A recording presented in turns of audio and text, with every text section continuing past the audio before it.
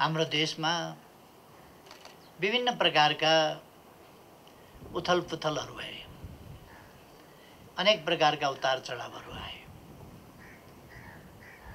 सम्भवतः त्यसै कारण होला यो 58 सालमै सचिवालय किन स्थापना हुनु पर्यो। त्यो समय सुरक्षा परिषदको व्यवस्था 47 सालको संविधानमै भए पनि 11 वर्ष किन लाग्यो भन्दा त्यो परिस्थितिले त्यति बेला अनिवार्य बनाइदियो सुरक्षा परिषदको सक्रियता र यसको सचिवालयको स्थापना। त्यस परिस्थितिले तदनुसार कानुनहरूको नीति नियमहरूको तर्जुमा गर्ने काम भयो र यसले आफ्ना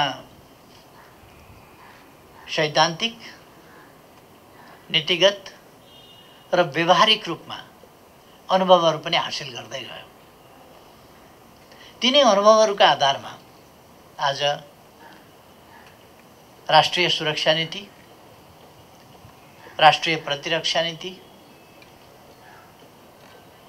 जस्ता कुराहरू र त्यससँग परोक्ष ढङ्गले सम्बन्धित अन्य पक्षहरू, सुरक्षा विश्वविद्यालय, प्रतिरक्षा विश्वविद्यालय जस्ता कुराहरू समेत यससँग सम्बन्धित भएर अगाडि बढिरहेका छन्।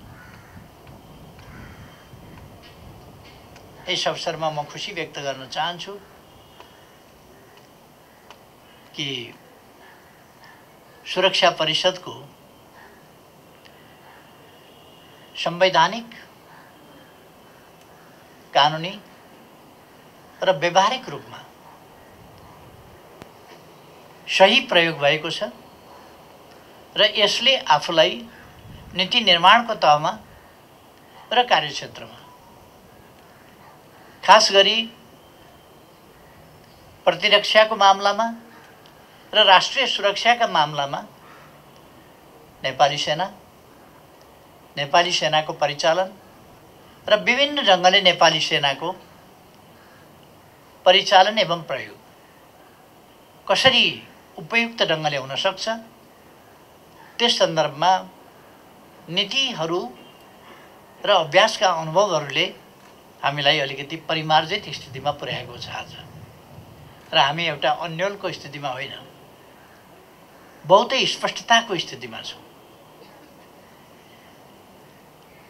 विगतका अनुभवहरूलाई लिएर आज हामी अझ स्पष्टताका साथ अगाडि बढ्न जरुरी छ। आजको दुनियाँ पनि, आज विश्वमा एक ढङ्गले भन्ने हो भने तुलनात्मक रूपमा शान्तिको स्थिति नै छ भन्नुपर्छ।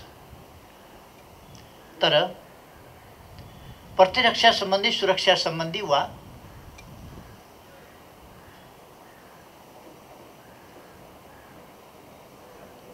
सैन्य परिचालन सम्बन्धी प्रश्नहरूलाई मूलतः राष्ट्रहरूले दुई हिसाबले सोचेको पाइन्छ आजको दुनियाँमा। एउटा प्रभाव विस्तार, अर्को सम्प्रभुताको रक्षा। हामी प्रभाव विस्तारको पक्षमा होइन, हामी न्यायोचित सम्प्रभुताको रक्षा र शान्ति सुरक्षाको पक्षमा छौँ। ठुलो होस् कि सानो, बलियो होस् कि कमजोर, सबैले आफ्नो अनुचित ढङ्गले प्रभाव विस्तारमा होइन, न्यायोचित हकको रक्षामा सैन्य शक्तिको प्रयोग गर्नुपर्दछ भन्ने हामी ठान्दछौँ। कहीँ पनि अन्यथा ढङ्गले प्रयोग गरिनु त्यो उचित हुँदै होइन। कुनै पनि राष्ट्रले आफ्नो न्यायोचित राष्ट्रिय हितको रक्षा र सम्वर्धन, त्यसमा समग्रतामा आफूलाई केन्द्रित गर्नुपर्छ। आफ्नो राष्ट्रिय हितको रक्षा गरिरहँदा अरूको राष्ट्रिय हितको कहीँ कतै उल्लङ्घन हुन्छ कि भन्ने कुरामा हरेक राष्ट्र सजग सचेत रहनुपर्दछ र त्यसलाई अवलम्बन पनि गर्नुपर्दछ। यस प्रसङ्गमा हामी ग्लोबल्ली र सर्वकालिक ढङ्गले सही सिद्धान्तमा छौँ, सही नीतिमा छौँ र सही व्यवहारमा छौँ। जुनसुकै समयमा पनि, आज मात्रै होइन भोलिसम्म पनि, र जुनसुकै इन्टरनेसनल फोरममा गएर पनि हामी हाम्रा कुरा यिनै राख्न सक्दछौँ, बेहिचक, शक्तिको आडमा होइन, सत्यको आडमा।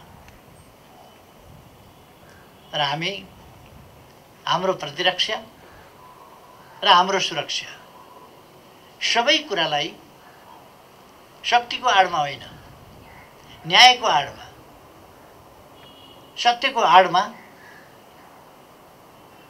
स्थापित गर्न चाहन्छौँ र गर्छौँ। त्यसै हिसाबले हाम्रो प्रतिरक्षा नीति, राष्ट्रिय सुरक्षा नीति र यिनको कार्यान्वयनका विभिन्न अन्य सहयोगी पक्षहरू र हाम्रो समग्र राष्ट्रिय सामर्थ्यको परिचालन, हाम्रो समग्र राष्ट्रिय क्षमताको परिचालन, यसभित्र सेना मात्रै पर्दैन, सबै राष्ट्रका सम्पूर्ण अङ्ग र अवयवहरू पर्दछ। खास गरी सुरक्षा परिषदको काम नेपाली सेनाको समुचित प्रयोग, कस्तो कस्तो स्थितिमा, कस्तो कस्तो परिस्थितिमा कुन कुन ढङ्गले परिचालन गर्न सकिन्छ भन्ने कुराको हकमा मैले भन्ने गरेको छु। सेनाका मूलतः प्रतिरक्षा र सुरक्षा सम्बन्धी काम, सँगसँगै निर्माणजन्य काम, त्योभन्दा अगाडि सेवाजन्य काम, रेस्क्यु अपरेसनहरू, उद्धार कार्य, सहुलियत पुर्याउने कार्य, शिविरहरू राखेर स्वास्थ्य सेवा उपलब्ध गराउने कुरा, स्वास्थ्य परीक्षण गर्ने कुरा, अथवा अप्ठ्यारो परेका बेला सबभन्दा पहिले असहज र अप्ठ्यारो स्थितिमा परेका नागरिकको उद्धारका लागि पुग्नुपर्ने कुरा देखि लिएर जहाँ बाटो अप्ठ्यारो हुन्छ, जहाँ पहरो हुन्छ, त्यहाँ सेना गएर पहरोसँग भेट्छ र सेनाले फुटाइदिन्छ। हामीले अप्ठ्यारो बाटा जति सेनालाई सुम्पिने गरेका छौँ, किनभने सेना मात्रै पहरासँग टक्राउन सजिलोसँग सक्दो रहेछ, अरूलाई अलिक गाह्रो हुँदो रहेछ टक्राउन। त्यसकारण यो यस्ता तिनै प्रकृतिका काम, सुरक्षा सम्बन्धी प्रकृतिको काम, सेवा सम्बन्धी प्रकृतिको काम र निर्माण सम्बन्धी प्रकृतिका काम, तीनवटै कामहरूलाई कसरी समुचित ढङ्गले र व्यवस्थित ढङ्गले अगाडि लान सक्छ, त्यस कुरालाई सुरक्षा परिषदले व्यवस्था गर्छ। र त्यस सुरक्षा परिषदको कामको होमवर्क पृष्ठभागमा बसेर सेक्रेटारियल वर्क, प्रिपरेसन, रिसर्च, अरू एनालिसिस, यी सबै काम गरेर एउटा र मेटेरियल्स खोजेर विभिन्नतिर घुमेर मौरीले चुच्चामा कुन कुन फुलको ल्याउँछ, केबाट ल्याउँछ, तर ल्याएर एक ठाउँ जम्मा गर्छ र मह बनाउँछ। सेक्रेटारिएटले त्यस्तै गर्छ, कहाँ कहाँबाट रिसर्च गर्छ, कहाँ कहाँबाट खोजेर ल्याउँछ, के सूचनाहरू सङ्कलन गर्छ, के विश्लेषण गर्छ र उसले एउटा रेडिमेड पोलिसीको रूपमा चाहिँ सुरक्षा परिषदलाई एउटा तयारी सामग्रीको रूपमा प्रस्तुत गर्छ। त्यसकारण म आज यस विशेष दिनमा, यस विशेष स्थापना दिवसको सन्दर्भमा यस सचिवालयलाई हार्दिक धन्यवाद भन्न चाहन्छु र यो सफलताका लागि म बधाई भन्न चाहन्छु। अझ राम्रा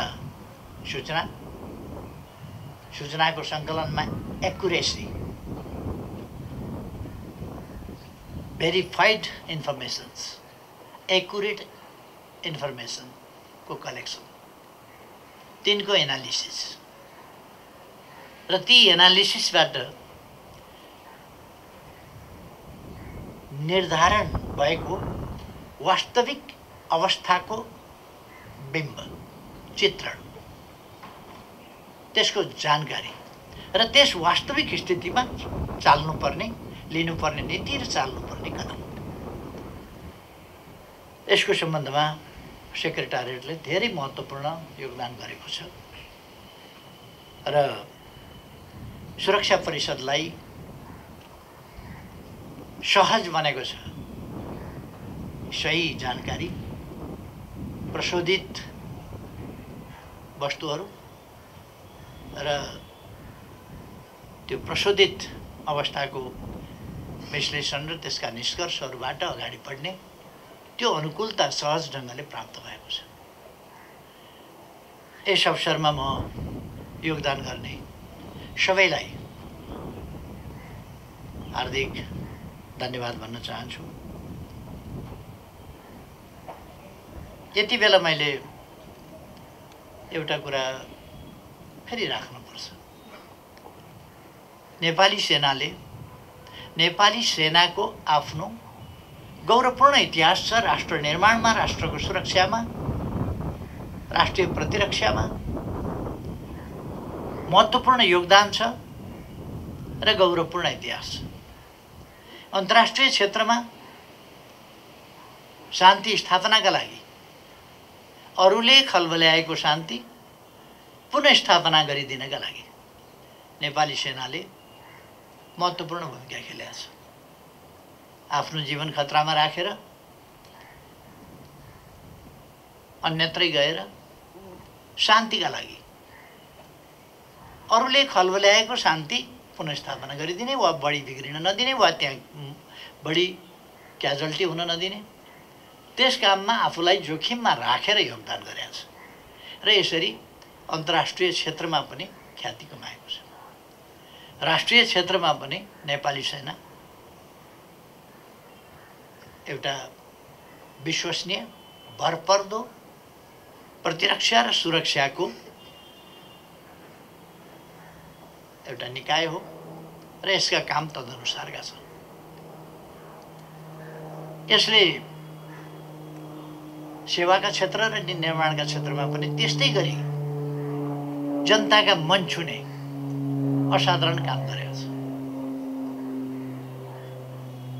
त्यो मन छुने काम गर्ने कुराको निर्देश सुरक्षा परिषदले सिम्पली गरिराखेको पनि हुन्छ। यस्तो भएको हुनाले नेपाली सेनालाई अनावश्यक ढङ्गले विवादमा तान्न खोज्ने, आफ्ना संकीर्ण स्वार्थका लागि अनावश्यक ढङ्गले विवादमा तान्न खोज्ने अथवा नेपाली सेनालाई अपमान गर्न खोज्ने वा प्रोभोक गर्न खोज्ने विभिन्न खालका प्रवृत्तिहरू देखिन्छन् र नेपाली सेनालाई घिसारेर विवादमा ल्याउन खोज्ने, नेपाली सेनाका सदाशयतापूर्ण र राम्रा क्रियाकलापमा पनि जस नदिने, श्रेय नदिने, बरु कसरी क्रिटिसाइज गर्न सकिन्छ, त्यसको आलोचना कसरी गर्न सकिन्छ, विरोध कसरी गर्न सकिन्छ भनेर ठाउँ खोज्ने र अनुत्तरदायी ढङ्गले हिलो छाप्ने खालका कुराहरू उछाल्ने, त्यस्तो कुराहरू गर्न हुँदैन। खास गरी कुनै कहीँ मानवीय वा कहीँ कानुन उल्लङ्घनका कमीहरू भएका छन् भने, केही भएका छन् भने ती कुराहरूलाई हेर्ने निकायहरू छन्, तिनले हेर्छन्। तर जुन संस्थाहरू वाद प्रतिवादमा उत्रिरहँदैनन्, त्यस्ता संस्थाहरूलाई वाद विवादमा तान्ने खालका कामहरू उचित हुँदैनन् र नेपाली जनता यसमा सचेत छ। तर नेपाली जनताको चेतनालाई अलिकति समय समयमा अल्मल्याउन खोज्ने, भ्रममा हाल्न खोज्ने प्रयासहरू पनि हुने गर्छ। हामी त्यस्ता प्रयासहरूसँग सतर्क हुनुपर्छ।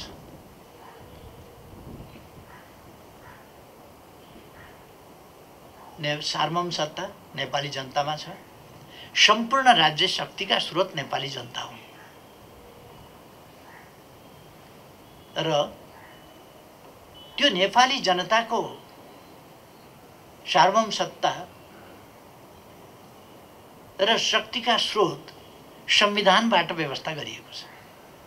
त्यसका नेपाली जनताको आकांक्षा कसरी प्रतिबिम्बित हुन्छ त भन्दा संविधान सम्मत बाटोबाटै प्रतिबिम्बित हुन्छ। संविधानले जनप्रतिनिधिहरू निर्वाचन गर्छ। संविधानले निर्वाचित गरेका जनप्रतिनिधिहरूले संविधान संशोधनदेखि लिएर आवश्यकता अनुसार कानुन निर्माण वा संशोधन गर्छ र त्यस मार्फत जन आकांक्षा प्रतिबिम्बित हुन्छ। त्यही आकांक्षालाई शिरोधार्य गरेर संविधान मार्फत र त्यसको कार्यान्वयन मार्फत प्रतिबिम्बित आकांक्षा र त्यसको इम्प्लिमेन्टेसनबाट हामी निर्देशित भएर हिँड्छौँ। सिंगै समाज त्यसकारण मूल कानुन संविधानलाई मानेर संविधान बमोजिम हामी अगाडि बढ्छौँ। आजको यस सन्दर्भमा म सबैलाई धन्यवाद भन्न चाहन्छु। समाज क्रमशः एउटा अनुकूल वातावरणतर्फ अगाडि बढ्दैछ। हामीले पृथकतावादी मुभमेन्टलाई अन्त गर्यौं र राष्ट्रिय एकताको मूलधारमा पृथकतावादी सोच, चिन्तन, व्यवहार, मागहरू तिनीहरूलाई टुङ्ग्यायौं गत वर्ष नै र राष्ट्रिय एकताको मूलधारमा, एकताको भावधारमा हामी अगाडि बढ्यौं। हाम्रो भौगोलिक विविधता, प्राकृतिक, जैविक, सामाजिक अरू प्रकारका विविधता छन् भने स्वाभाविक रूपमा सामाजिक विविधता पनि छन्, भौगोलिक विविधता छन्। यी विविधता हाम्रा सम्पदा हुन्, सम्पन्नता हुन्, वैभव हुन्। यिनीहरूलाई त्यसै गरी प्रयोग गर्नुपर्छ र राष्ट्रिय एकतामा हामीले जोड दिनुपर्छ। हामी त्यस विषयलाई, त्यस भिन्नतालाई मतभेद बनाउनु हुँदैन। भिन्नता एउटा कुरा हो, मतभेद अर्कै कुरा हो। भिन्नतालाई मतभेदको रूपमा बुझ्नु हुन्न। भिन्नता सम्पन्नता हो, सम्पदा हो। यहाँ धेरैवटा रङका फुलहरू छन्, फुलहरूमा भिन्नता छ, मतभेद छैन। भिन्नता र मतभेद बेग्लै बेग्लै कुरा हो। भिन्नता सुन्दरता हो, भिन्नता वैभवता हो। धेरै रङ छन्, धेरै फुल छन्, धेरै प्रकारको वासना आउँछ, धेरै प्रकारको रङ फुल्छ। हाम्रो देश पनि त्यस्तै हो। हामी यस दिशामा राष्ट्रिय एकताको भावधारामा गएका छौँ र अब नेपालबाट हिंसा पनि, आन्तरिक हिंसा पनि टुङ्गिएको छ। भर्खरै हामीले हिंसाको बाटो लिएको समूहलाई पनि आफ्नो त्यो बैठक बाटो छोडेर शान्तिपूर्ण राजनीतिको मूलधारमा फर्किने एउटा वातावरण दियौँ पनि र प्रेरणा हौसला पनि दियौँ त्यसमा फर्किनका लागि, सम्झायौँ पनि र उहाँहरू पनि आउनुभएको छ। म उहाँहरूलाई धन्यवाद भन्न चाहन्छु। अब हिंसा पनि, विखण्डनवादको पनि अन्त्य, हिंसाको पनि अन्त्य। यसरी हामी एउटा राष्ट्रिय एकताको शान्तिपूर्ण नयाँ उचाइ र युगमा प्रवेश गरेका छौँ। अब पूर्ण रूपमा फेरि प्रवेश गरेका छौँ शान्तिपूर्ण युगमा, सम्पूर्ण रूपले। केही दिन अगाडिसम्म एउटा पक्ष हिंसामा थियो, तर अब शान्तिपूर्ण बाटोमा त्यो आइसकेको छ। यी हाम्रा प्रयासहरूको प्रतिफल हो। यसमा अवश्य नै सुरक्षा परिषदका नीतिहरू, यसका नीति एकहोरो अगाडि बढ्ने मात्रै छैन। सुरक्षा परिषद भनेको लड्न भिड्न मात्रै होइन, मिलाउन पनि जान्दछ। यसले शान्ति स्थापना गर्ने हो। लडेर भिडेर मात्रै शान्ति स्थापना हुन्छ होइन, लडेर भिडेर भन्दा नलडेर शान्ति स्थापना हुन्छ। कहिले कहिले वार्ताबाट हामीले शान्ति स्थापना गरेका छौँ, राष्ट्रिय एकता कायम गरेका छौँ, भिडन्तबाट होइन, वार्ताबाट। जे होस् यो हामीले जति बेला यो सचिवालय स्थापना भएको थियो त्यति बेला देशको स्थिति अनेकतामा, विखण्डनका नाराहरूसहित, साम्प्रदायिक विद्वेषका नाराहरूसहित, हिंसाको झन्झन बढ्दो, दिनै पछि बढ्दो, बाढी आउने बेलामा नदी बढ्दै जान्छ बढ्दै जान्छ बढ्दै जान्छ नि त्यस्तै बाढी बढ्दो थियो हिंसाको। आज 20औं स्थापना दिवस मनाइरहँदा सबै शान्त र साम्य भएको स्थितिमा हामी पुगेका छौँ। यो खुसीको कुरा हो।